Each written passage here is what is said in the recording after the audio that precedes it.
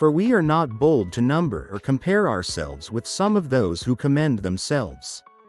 But they themselves, measuring themselves by themselves, and comparing themselves with themselves, are without understanding.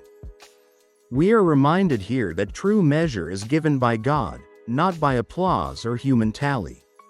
When people set themselves up as judges of worth, they create shadows that hide the light of what God sees.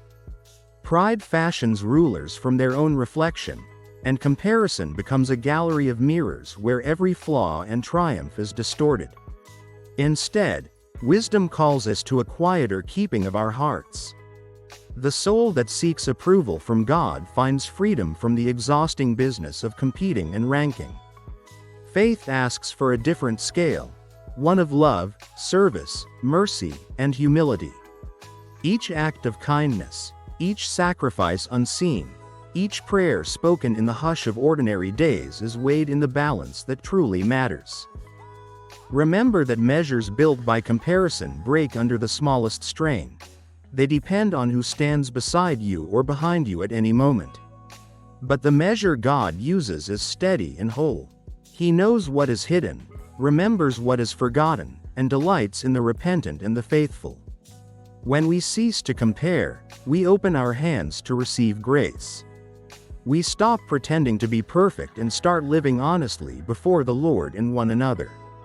In that honesty there is growth, because the heart that refuses vain distinction becomes fertile ground for mercy, and mercy begets transformation. Let us therefore unlearn the habit of casting ourselves against others. Let us set aside the tallying of gifts and achievements and begin the tender work of seeing one another as God sees us, beloved, wounded, capable of healing. When we encourage instead of envy, we join in the work of restoration. When we listen instead of boasting, we become vessels of wisdom. When we serve without counting, we reflect the mystery of Christ who poured himself out for us. So take courage to step out of the marketplace of self-commendation. Embrace the humility that is not self-abasement but openness to truth. Prune the need to be higher, better, or more seen. Plant instead seeds of compassion, and water them with prayer. Let your life be measured by faithfulness rather than applause, by the depth of your love rather than the breadth of your comparison. In time you will find that true understanding blooms where comparison dies, and in that blooming the presence of God is unmistakably near. Allow the Lord to reorder your heart daily, removing idols of reputation and replacing them with a desire for holiness. Celebrate the progress of others and rejoice openly in their gifts. In so doing you sow joy and harvest peace. Let your testimony be one of gratitude, not one of contest.